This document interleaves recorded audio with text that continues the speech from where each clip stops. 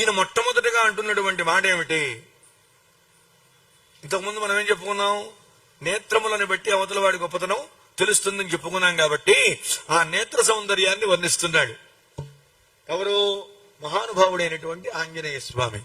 ఆంజనేయ స్వామి రాముల వారి యొక్క సౌందర్యాన్ని వర్ణిస్తున్నారు. సుందరే సుందరో రామ. సుందరకాండలో రాముడు సుందరుడు. రాముడిని ఇంతకుముందు వర్ణించలేదు. ఆ కాండల్లో వర్ణించారు. ఎవరు వర్ణించారు? వాల్మీకి మహర్షి వర్ణించాడు. కానీ ఇక్కడ వర్ణించింది ఎవరు? వాల్మీకి మహర్షి కాదు.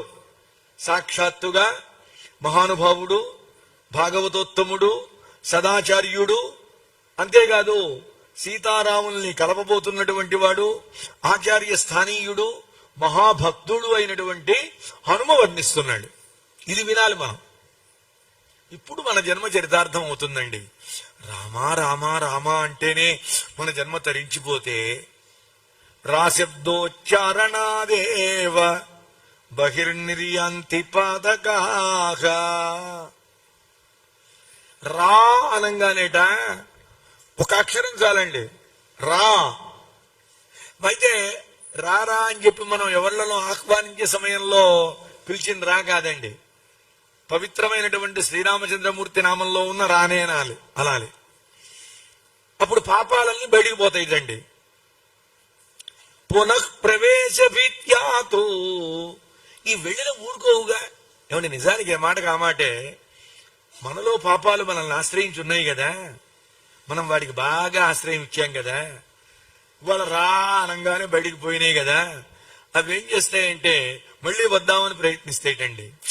మా నివాసం ఇది స్థిర నివాసం, చిర నివాసం అని మళ్ళీ రావడానికి ప్రయత్నిస్తూ ఉంటాయిట. అప్పుట మకారస్తు కవాటవతు మా అంటాడండి. మా అనగానే ఏమైంది? రెండు పెదవులు మూసుకుపోయినాయి. రా తెరుచుకున్నాయి. తెరుచుకోగానే పాపాలు పోయినాయి. మళ్ళీ ఆ పాపాలు రాకుండా ఈ పెదవులు అనేవి మూసుకున్నాయి. అంటే తలుపుల్లాగా మన పాపాలని పటాపంచలు చేసే అద్భుత నామం ఏ నామం అంటే రామనామం అండి. రాముణ్ణి నమ్మిన వాడికి, రామనామాన్ని నమ్ముకున్న వాడికి ఆనాడు ఈనాడు ఏనాడు వాడికి ఏ రకమైన దిగులు లేదు. నిన్న మనవి చేశాను, రాముణ్ణి అన్నం పెట్టి పెట్టమని కోరడం తప్పు కాదు. ఆకలేస్తే ఇలాంటి అన్నం కావాలి అని అడగడం తప్పు. నా ఆకలి తీర్చు రామా, తప్పు లేదు. రామా నా పరిస్థితి ఏమిటి, ఇలా బాధపడుతున్నాను, నా బాధను నువ్వే ఏదో ఒక రకంగా తీర్చు, తప్పు లేదు. ఎలా తీర్పిస్తాడో మనం చెప్పలేమండి. ఎలా తీర్పిస్తాడో రెండు అర్థాలు. ఎలా తీర్పునిస్తాడో, ఎలా తీరేట్టు చేస్తాడో మనం చెప్పలేం. ఆయన చూసుకుంటాడండి. కాకపోతే ఒకటి మనం విశ్వాస ప్రథమత కర్తవ్య. మొట్టమొదటి చేయాల్సిందేమిటి? ఆయన ఎడల విశ్వాసం. రామక మొట్టమొదటి మాట అది వాడాడండి. హనుమ సరే ఆయన గుణాలు చెబుతాడు, పక్కన పెట్టండి. ఏమయా అనంగానే రామ అనందే ఇది ఊరుకోలేడు. రామక కమలపత్రాక్ష.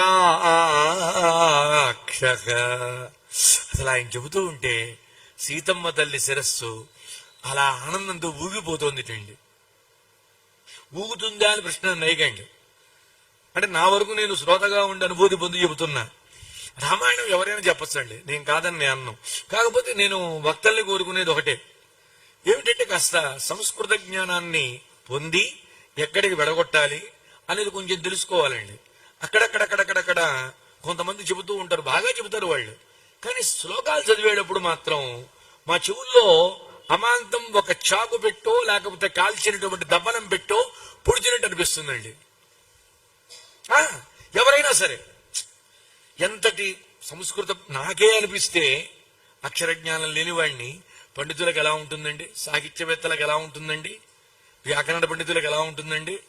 నేను ఎప్పుడూ చెబుతున్నానండి, మన ఎదురుగుండా మన పక్కన కూర్చున్నప్పుడు వాళ్ళ గొప్పతనం మనకి తెలియదు. తెలిసినా పెద్దగా పట్టించుకో, దూరపు కొండలు నులుపండి.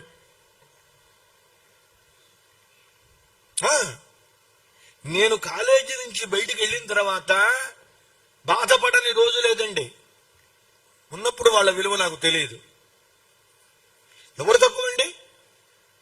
మా సోమయాజులు గారు తక్కువ. ఆనాడు మాకు వచ్చేవారు వరప్రసాదరావు గారు, మహానుభావులు, భువనగిరి వరప్రసాద్ గారు, ఆయన తక్కువ. కేడిఎస్ శాస్త్రి గారు తక్కువ? ఎవరు తక్కువ అండి? అంబడపూడి నాగభూషణం గారు తక్కువ? వీళ్ళ వద్ద ఎంతైనా లాక్కోవచ్చండి. వాళ్ళు ఒక అద్భుతమైనటువంటి నిధి లాంటి వాళ్ళు, అపారమైన సముద్రం లాంటి వాళ్ళు.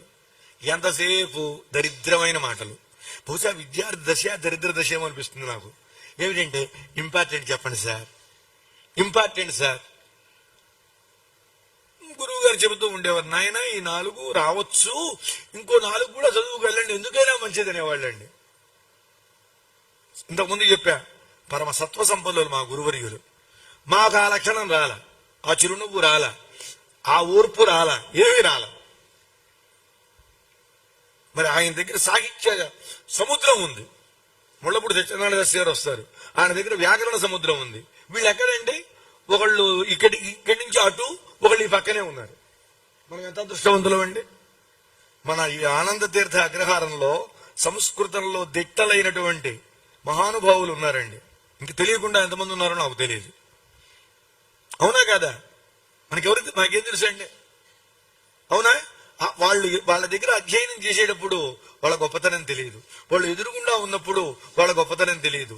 వాళ్ళు ఊరు వదిలిపెట్టి ఏదైనా ఊరికి వెళ్ళిపోయారనుకోండి, తర్వాత తెలుస్తుంది, మరి ఇంత గొప్ప వాళ్ళ మాకు తెలియదండి, తెలిస్తే వినియోగించుకునే వాళ్ళం.